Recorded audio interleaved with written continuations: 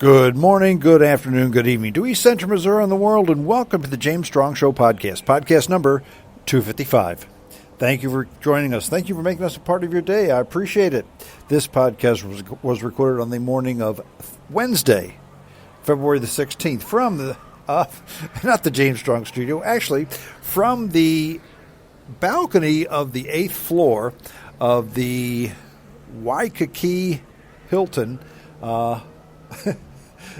Rainbow Tower in Honolulu, Hawaii. That's right. I'm not having the cold that you folks back in the Midwest are having right now. Last Wednesday, the trophy wife and I took off for Hawaii. It was time for a vacation. We'd been looking for a window in the pandemic to open up just a little bit. I guess it opened up a tad bit around the holiday season, just before Christmas time.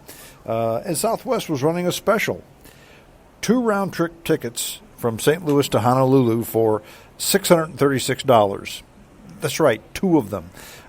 Do the quick math, and that's about $160 a piece each way for 2 people. That, folks, is dirt cheap. Usually you can't fly to Los Angeles for that. Usually you can't fly to the East Coast for that either. Dirt cheap fare. So we figured, you know what? We're going to have the time. We're going to have the Hilton points to stay in the nice hotel. We certainly had the dough to spend on this, just a little bit of money on these tickets. So we went ahead and booked the trip. COVID things got worse, but we had already booked the tickets. We thought, you know what? Let's just go with it. And actually, things started settling down by the time we left last Wednesday. Scheduled to come home this Thursday. So 8 full days of fun and sun. And anybody who's been to Hawaii before knows what I'm talking about how this place is so beautiful, so magical. And while it's still the United States, it's so far away and so different from anything in the United States. It's almost like you get the best of both worlds. It's like an international vacation, but you still spend U.S. dollars. Your cell phone works without extra charges.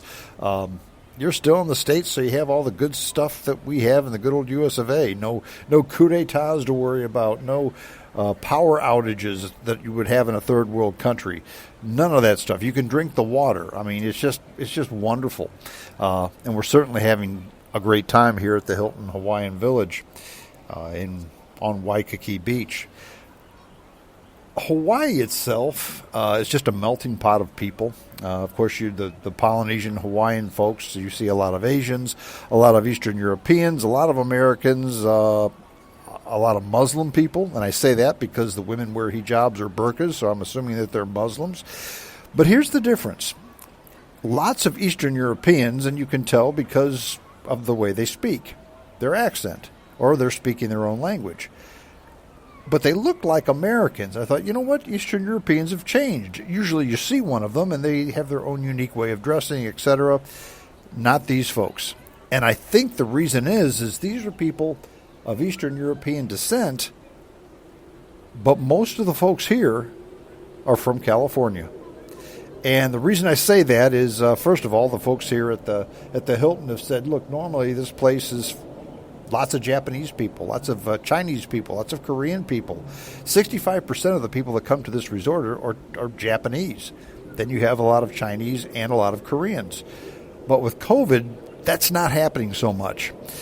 So basically, it's virtually all Americans. But America as a whole, and California as in particular, is a melting pot. And even though you have people of different cultures, when they come to America, it's different. Case in point, I had never seen anything quite like this at the swimming pool. But there was a group of Muslim women at the beach, okay? Now, again, I say they were Muslim women because they were in full burqas with just their faces exposed. But they were at the beach, burying themselves in the sand, laughing, giggling, having a great time. And the funniest thing, I just roared when I saw this. One of the gals, she was obviously the most daring of the group. 2 of them went out to the water. in their burqas, okay, but they went out into the water, into the ocean. And one of them, I guess, she was probably the most daring of them all. She took her headdress, that hijab part of the burqa, off, and then snapped a selfie of herself. Now, I don't know what they would do in her culture if they caught her doing that, but I thought that was hilarious. Everybody here is having a good time. Even the ladies in burqas are having a great time. I'd mentioned that it seems like so many Americans are here and so many people from California, and you could see them coming in on Friday night, and they've been here ever since. Now, how do I know they're from California? Well, California folks just have a way about them. Plus, the sports teams on their hats, on their T-shirts, and the tattoos that they have on their body, because, of course, we're spending a lot of time at the pool. If you've got the logo of the Golden State Warriors tattooed on your bicep, you're from California. If you're wearing a Dodgers hat, you're probably from California. Okay, if you've got a San Francisco Giants or San Francisco 49ers T-shirt on, you're probably from California. Like I said before, the folks here at the hotel even said that 65% of the hotel people here, or people that stay at the hotel, are normally Japanese. And that's not happening now because of COVID. It's virtually all Americans. Okay? What else have we done here? I mean, we loved it so much we thought, you know what? I wonder what a timeshare is like for this place.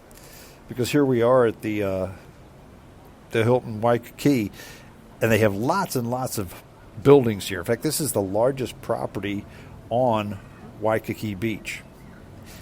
And they've got lots of towers, most of which are Hilton Grand Vacations timeshares. So I thought, let's do a timeshare.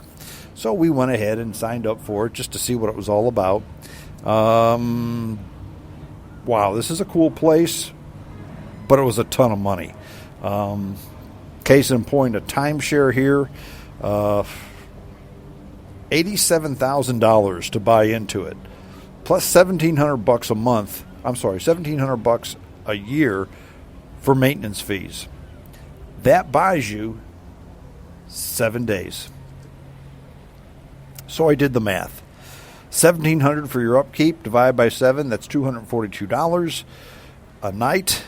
The $87,000 divided by 20 years, because let's face it, in 20 years I'm going to be done traveling. That's $4,350 divided by 7. That's $621.42 a night, plus the $242.86 for your maintenance fees. That comes to $864.28 a night. Here in the Rainbow Tower, I'm paying $275 a night. So the math just didn't make sense. The salesman for the timeshare couldn't have been nicer, couldn't have been a better guy, but basically said, look, in my 17 years of doing this, nobody has ever broken it down like that. And I thought to myself, well, how else can you break it down to see how much this thing is going to cost you? But most customers here, something to remember, I'm not sure that I was their target demographic here. And the reason I say that is that most of the customers here at the Hilton Garden Village, the timeshare folks, are international people, Asian people, Middle Eastern people, etc. And what we have to remember here in the U.S. is that, friends, we're not like anywhere else in the world. We don't have coup d'etats. Our currency doesn't totally crash and become worthless. We don't have power outages. We don't have foreign governments invading our borders and trying to take over our country. None of that happens here. We are so stable here that somebody from another country says, okay, well, sure, it's 87 grand. It's worth it, because if something happens in my place, I can come here and at least spend some time here. And a lot of people look at it that way. So I guess that's just another way of saying that, folks, once again, if you're not, I don't play the lottery, and you shouldn't either, because if you were born in the United States, friends, you've already won the lottery. We have it so good. One of the things I like best about when I travel on vacation is the food. And you find a good restaurant and you like to go there lots of times, but then there are so many good restaurants, not only here in the resort, but just within walking distance of the resort. Breakfast, we kind of stuck to the same thing we normally do. We found something we liked, and we went back again and again and again. Thursday, and I'm sorry, we arrived on Thursday, but on Wednesday, but Friday. In fact, every morning but one, we ate at a place called Eggs and Things. Okay?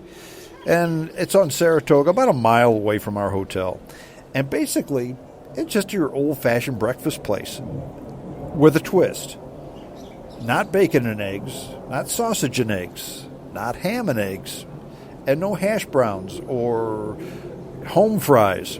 But what you get is you get your eggs over however you want, or scrambled, whatever. And the meat is an ahi tuna steak. That's right, because ahi tuna is it's a staple out here. It's not expensive.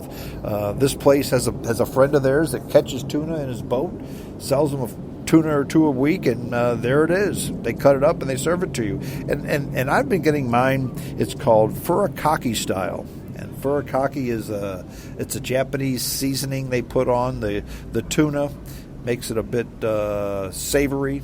It's got sesame seeds in it, and they top it with a little bit of chopped macadamia nuts. Just wonderful. You have that with a couple of eggs, and your starch is brown rice. And it makes for a very delicious, very healthy breakfast. Ahi tuna steak, 2 eggs, and brown rice for breakfast. I've had that every morning here but 2. The other 2 were we went to a place down the beach about a mile or so away called Duke's Waikiki. And actually, they have a big breakfast buffet there. And the other thing that I'd like to get in Hawaii, or if I'm at any place close to the ocean, fresh fish, sure. But because of the tropical weather in Hawaii, I love the fresh fruit.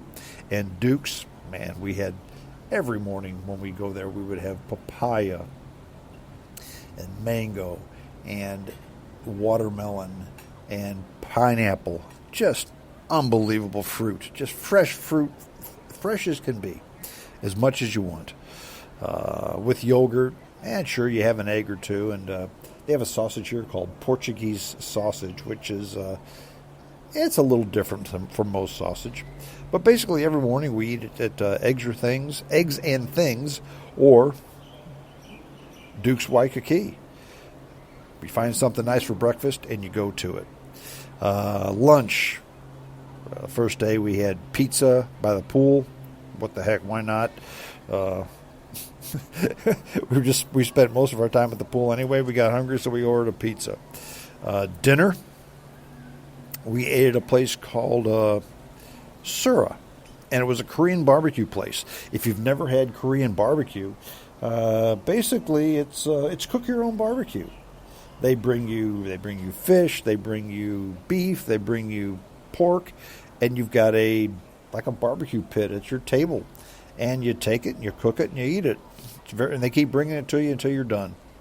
But it was just wonderful. If you've never had Korean barbecue, in fact, I don't know that they have a Korean barbecue place in St. Louis, but it was wonderful. We loved it. We enjoyed it.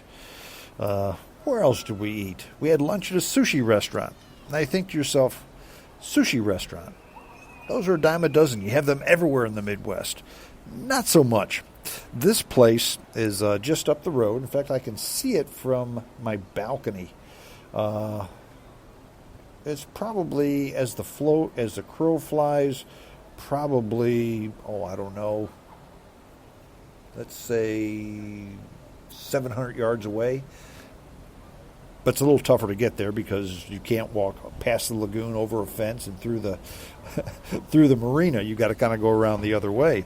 But basically, this is your quintessential Japanese sushi place. It's ran by Japanese people, Japanese sushi chefs there. When you walk in, you order everything on your little iPad, and it comes to you on like a train That's the best way I can describe it. You press a button and a little train comes, it stops, you take your food off the tray, you hit the button and it goes away. And then as you're